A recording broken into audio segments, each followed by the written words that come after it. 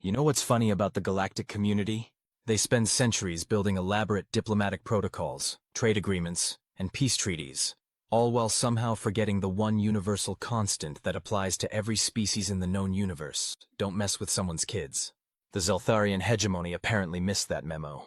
Admiral David "Brick" Harrison stood on the bridge of the UES Inevitable Consequence, watching the tactical display paint a picture that would make lesser beings soil their environmental suits. 700,000 human warships, arranged in formations so precise they looked like geometric art, all pointed in the same direction, toward the Zeltharian home system. "Sir," Lieutenant Commander Riley called from the communications station, "we're receiving the usual flood of diplomatic channels. The Galactic Council is, well, they're having what I can only describe as a collective nervous breakdown." Brick didn't turn around. He kept staring at the display where each dot represented enough firepower to glass a small moon. Are they now? How unfortunate for them. The Zeltharian ambassador is on 17 different frequencies, claiming the destruction of New Brisbane was a tragic misunderstanding and offering reparations. Misunderstanding. Brick's voice carried all the warmth of a neutron star. Fascinating choice of words. I wasn't aware that orbital bombardment of civilian settlements could be misunderstood. What's next? Oops, sorry. We accidentally genocided your mining colony because we thought they were... What, exactly? The bridge crew exchanged glances. They'd all served under Admiral Harrison for years, and they knew that tone. It was the same tone he'd used right before single-handedly dismantling a Vraxian battlecruiser with nothing but a damaged frigate, and what the official report diplomatically called tactical improvisation. "Sir," Riley continued, "the Council is demanding we stand down and submit to arbitration." Of course they are. Brick finally turned around, revealing a face that looked like it had been carved from granite by someone with anger management issues. Because nothing says justice like a committee of beings who've never had to scrape their children's ashes out of bomb craters. He walked over to the central command console, his boots clicking against the metal deck plating with the rhythm of an executioner's march. "Patch me through to Fleet Command." All frequencies. The main screen flickered to life, showing the faces of 699 other ship commanders. Brick had specifically requested this assignment structure. No AI-controlled vessels, no automated systems. Every single ship in this armada was crewed by humans who had volunteered for what everyone knew was a one-way trip into history. "Ladies and gentlemen," Brick began, his voice carrying across space to reach every human ear in the fleet. 6 months ago, the Zeltharian hegemony made a decision. They decided that a human mining colony, New Brisbane, population 47,000, including 8,000 children, was somehow a threat to their glorious empire. He paused, letting that sink in. In the background, the tactical display continued its silent countdown to weapons range. They decided this threat was so severe that the only solution was complete orbital sterilization. Every man, woman, and child, every pet, every garden, every last trace of human presence, turned to glass and ash. The silence across the fleet was deafening. Now the Galactic Council, in their infinite wisdom, wants us to stop, turn around, and let them handle this through proper diplomatic channels. The same diplomatic channels that stood by and watched while 47,000 human beings were murdered. Admiral Rebecca Stone, commander of the UES Reckoning, appeared in a corner of the screen. "Brick, I've got the Altarian ambassador on my comm. He's claiming this will destabilize the entire galactic order." Brick's smile could have frozen hydrogen. "Tell the ambassador that the galactic order was destabilized the moment they decided human lives were expendable. We're just recalibrating."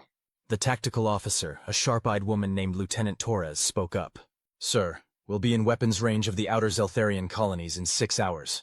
Their defense fleets are taking defensive positions." "How many ships?" "Approximately 12,000 across all their systems." A sound rippled across the fleet communications. 700,000 humans laughing at the same time. It wasn't a pleasant sound. 12,000, Brick repeated. "Well, that's adorable. I suppose they figure quantity over quality isn't going to work, so they're going with... What exactly? Hoping we'll get bored and go home?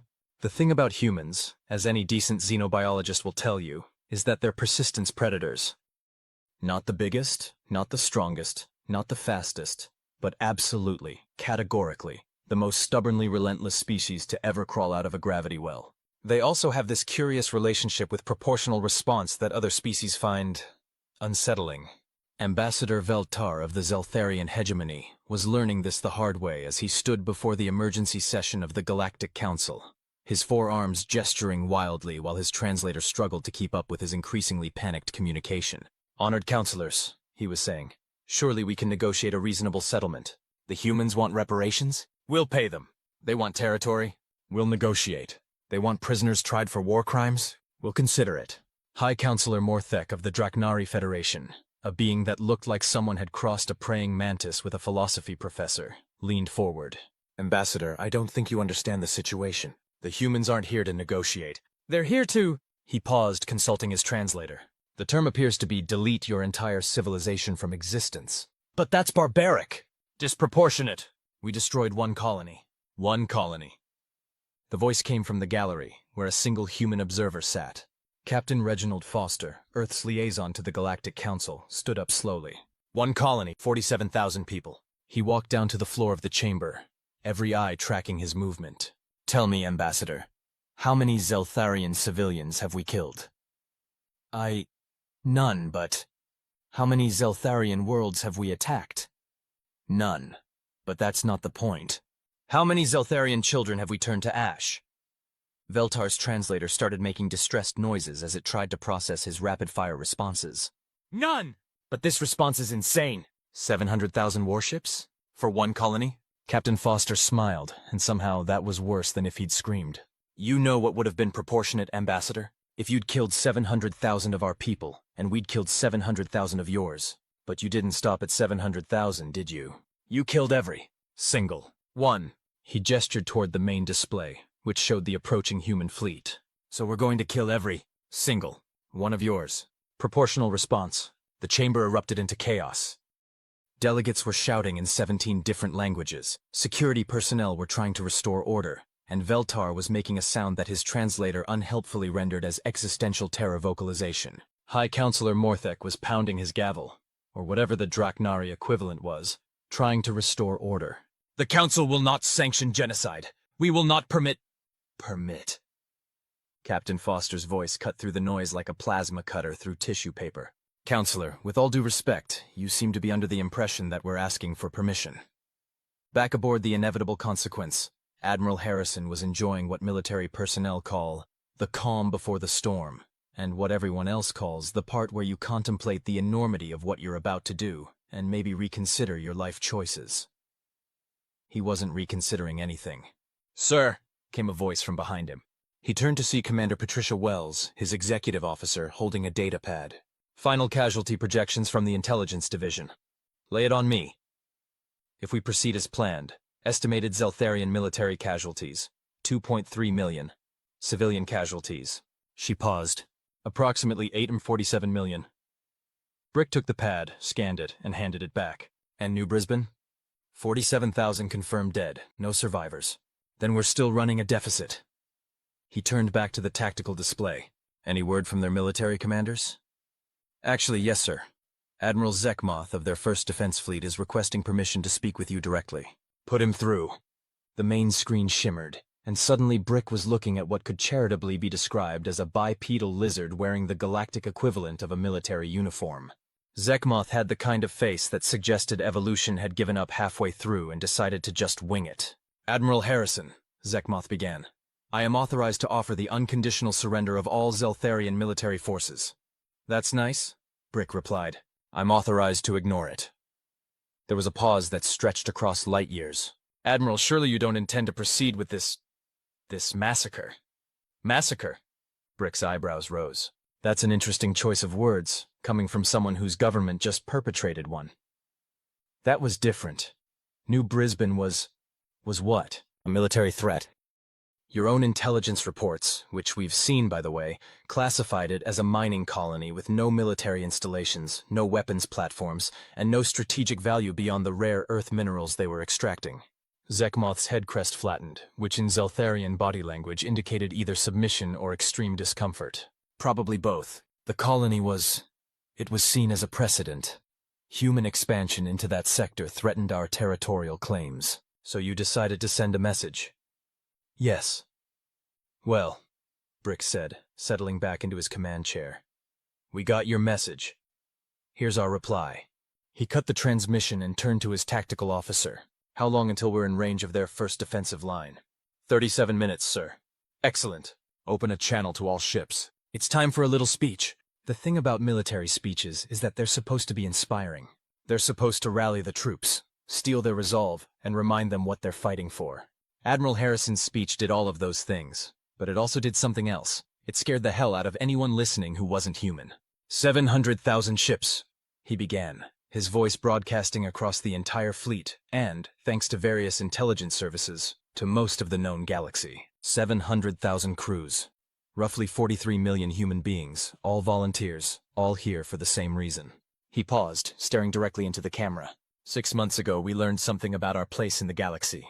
We learned that there are species out there who view human life as expendable, who think they can murder our people, our children, and face no consequences. The tactical display showed the human fleet adjusting formation, spreading out like the fingers of a giant hand reaching toward the Zeltharian home system. Well, they were wrong. And today we're going to prove exactly how wrong they were. His voice hardened.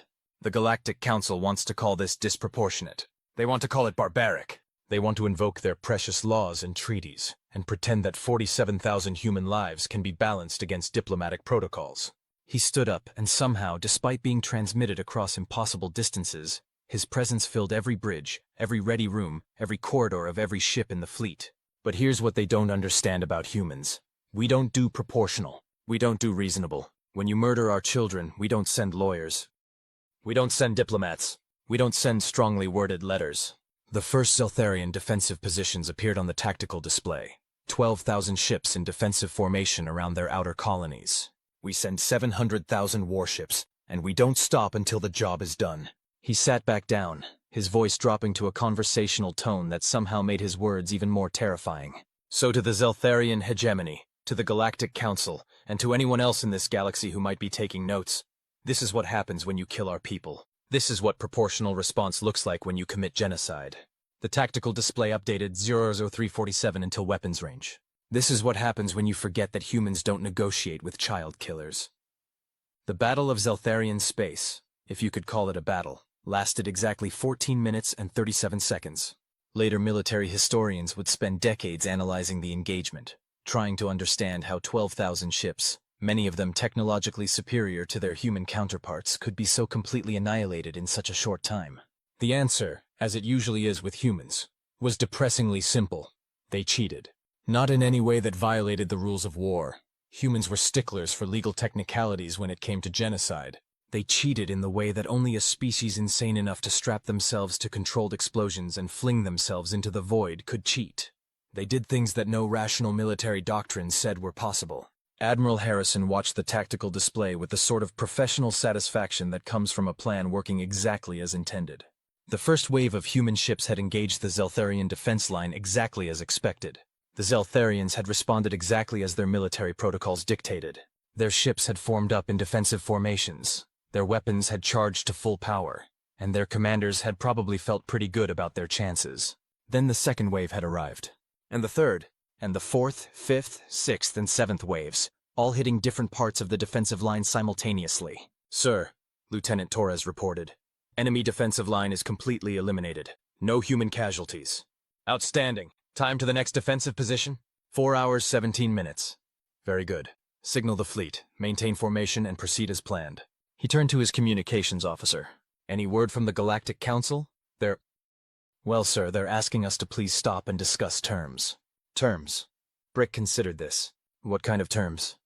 "They're offering to try the Zeltharian leadership for war crimes, establish reparations for New Brisbane, and guarantee it never happens again."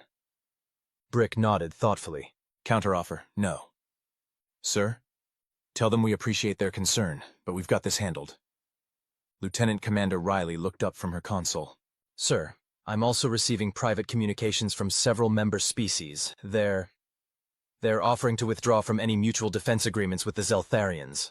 "Smart of them." Brick walked over to the main display, where the Zeltharian home system was growing larger by the hour. "What else?" "The Vraxian Empire is offering military support."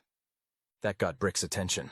The Vraxians were one of the few species in the galaxy that could go toe-to-toe with human military technology. "Are they now? How generous. What do they want in return?" "Exclusive mining rights to the Zeltharian Outer Rim territories." Brick's laugh could have powered a small space station. "Of course they do. Tell them thanks, but no thanks." This is a human family matter.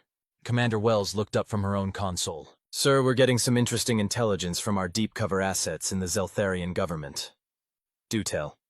It seems there's a faction that wants to surrender unconditionally. They're offering to turn over everyone involved in the New Brisbane decision. And the other faction? They want to fight to the last ship. Brick considered this. How big is each faction? The surrender faction controls about 30% of their remaining military assets. The fight to the death faction has the other 70%. Fascinating. He walked back to his command chair. Send a message to the surrender faction. They have 6 hours to remove themselves from Zeltharian space. Anyone who does will be allowed to live. Anyone who doesn't, he shrugged. Well, they'll get to find out if their afterlife has good dental coverage. The evacuation of Zeltharian civilians was, by any reasonable standard, a logistical nightmare. 7 billion beings trying to leave their home system using whatever transport they could find, while a human armada that could sterilize planets watched from just outside weapons range. The interesting thing, and by interesting, military analysts meant deeply disturbing, was how efficiently the humans managed the process. Sir, reported Commander Wells, evacuation status update. Approximately 4 billion civilians have successfully departed Zeltharian space. 3 billion remain. Time frame for complete evacuation? At current rates, another 18 hours. Brick nodded. And their military forces? The surrender faction has withdrawn as promised. The remaining forces are... well, they're dug in around the homeworld. The tactical display showed the situation in three-dimensional detail. The planet Zelthax Prime, home to nearly 2 billion of the species, surrounded by the remaining 43,000 ships of their home defense fleet. Elite forces that had been held in reserve during the outer system battles. It was, by any reasonable standard, a respectable defensive force. It was also completely and utterly doomed. Sir, Lieutenant Torres called out, we're receiving a transmission from the planet. It's the Zeltharian High Command. Put them through. The main screen flickered, and suddenly Brick was looking at what was obviously a military command center. 5 Zeltharian officers sat around a circular table, their crest patterns indicating the highest levels of command authority. Admiral Harrison, the center figure began. I am Supreme Commander Velthok. We wish to discuss terms. I'm listening. We propose single combat. Champion against champion. Winner takes all. The bridge of the inevitable consequence fell silent. Even by human standards, this was unexpected. You want to settle this with single combat, Brick repeated slowly.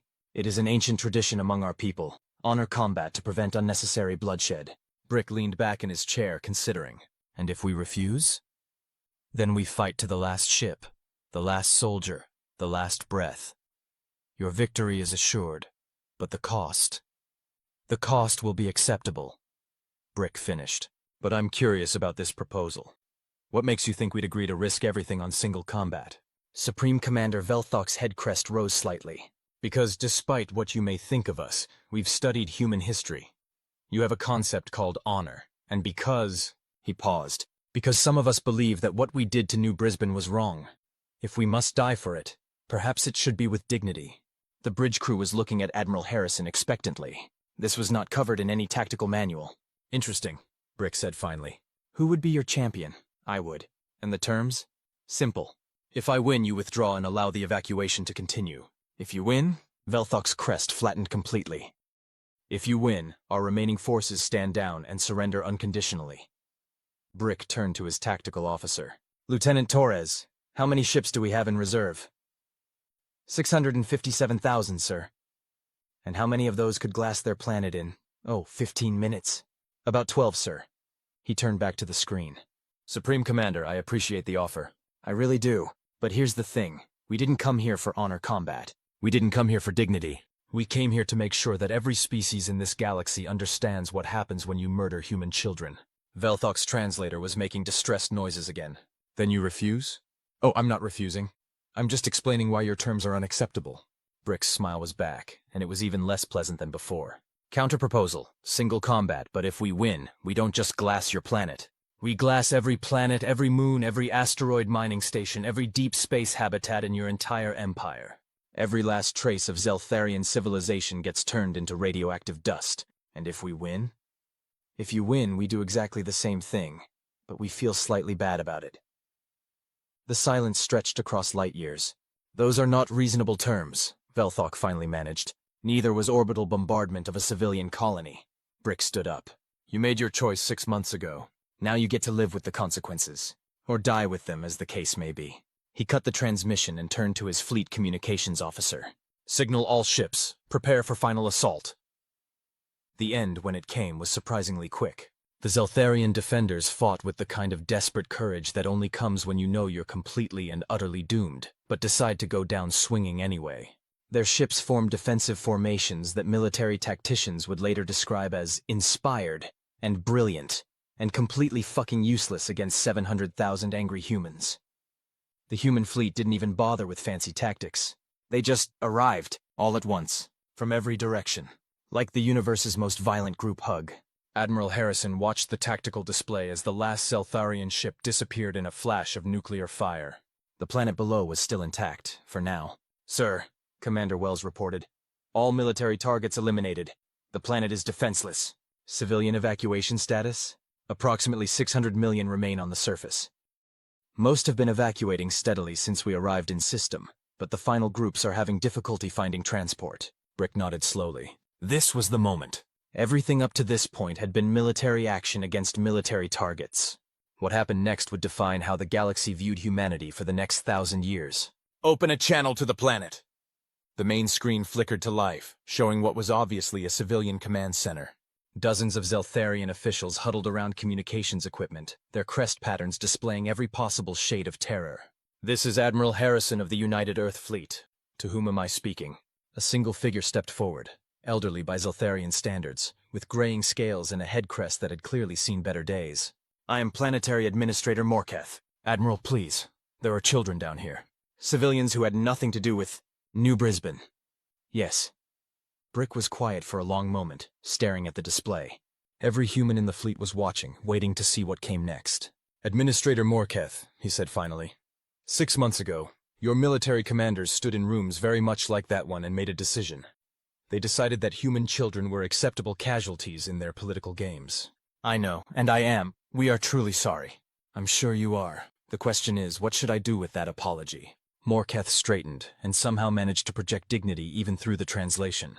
What you believe is right, Admiral. We cannot undo what was done. Another long pause. The tactical display showed 700,000 human warships, all with weapons powered and targeting systems locked onto the planet below.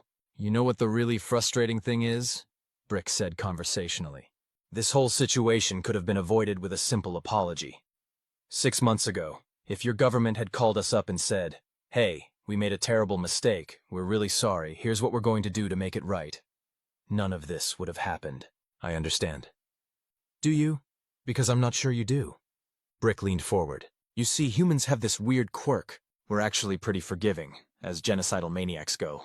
We'll overlook a lot of things. Cultural misunderstandings, territorial disputes, even the occasional war crime, if you're properly apologetic about it afterward. He stood up and his voice hardened. But there are exactly 2 things that we absolutely will not tolerate. The first is anyone threatening Earth itself. The second is anyone murdering human children and then pretending it never happened. The silence in the civilian command center was deafening. Your government chose to do both. Morketh's crest had flattened completely. What are your intentions? Brick walked over to the tactical display where the planet hung like a blue-green jewel surrounded by the promise of annihilation. My intentions, Administrator, are to make sure this never happens again. The question is, how do I do that? He turned back to the screen. I could glass this planet. 600 million Zeltharians turned to ash in about 15 minutes. It would certainly send a message. Yes, but you know what? That would make me exactly like the bastards who killed New Brisbane. And despite what the Galactic Council thinks about humans, we're actually not fond of becoming the thing we despise. He walked back to his command chair. So here's what's going to happen. You have 72 hours to evacuate every civilian from this planet. Every child, every elder, every innocent being who had nothing to do with the decision to murder my people. Anyone who wants to leave can leave. Morketh's head crest rose slightly. And then? And then I'm going to glass this planet anyway. Not because there are people on it, but because it's the Zeltharian seat of government. It's the place where the decision was made to kill human children. It needs to cease to exist. I understand. But here's the thing that your military commanders never understood. There's a difference between justice and vengeance. Vengeance would be killing everyone. Justice is making sure the place where the decision was made never makes another decision again. The evacuation of Zelthax Prime took 68 hours, 14 minutes, and 37 seconds. Admiral Harrison spent most of that time dealing with an endless stream of communications from the Galactic Council, various diplomatic missions, and at least 17 different news organizations, all demanding to know what humanity intended to do next. His answer to all of them was the same: watch and learn. The last civilian transport cleared Zeltharian space at 1437 Galactic Standard Time. At 1438, Admiral Harrison gave the order that would be remembered in military academies for the next 1,000 years. All ships, fire! 700,000 warships opened fire simultaneously on a single planet. The light show was visible from 3 star systems away. When the nuclear fire died down, there was nothing left of Zelthax Prime but radioactive debris and a growing cloud of superheated gas. The Zeltharian hegemony's seat of government, their military command centers, their historical archives, their cultural treasures, all of it gone in 17 minutes of concentrated human attention. But the civilians were safe. Every last one of them. "Sir," Commander Wells reported. "Target completely destroyed. All human ships reporting successful firing solutions." "Outstanding. Signal the fleet. Mission accomplished. Set course for home." "What about the Galactic Council? They're demanding we report to answer for our actions." Brick's smile could have powered a small moon. "Tell them we'll be happy to answer for our actions, right after they answer for theirs." The return journey to Earth took 3 months. During that time, Admiral Harrison received exactly 1,247 official communications from various galactic governments, all demanding explanations, apologies, or assurances that humanity wouldn't do something like this again. His response to all of them fit on a single sheet of paper. "The United Earth Fleet regrets that the destruction of the Zeltharian government was necessary. We do not regret that it happened. Anyone wishing to avoid a similar response in the future is advised to avoid murdering human children. Questions may be directed to our diplomatic corps." Admiral David Harrison, United Earth Fleet PS. "We saved all the civilians." "You're welcome." The Galactic Council spent 6 months drafting a formal censure of human actions. The vote failed 847 to 23 with 1,247 abstentions. Apparently most species had decided that criticizing the humans probably wasn't in their best long-term interests.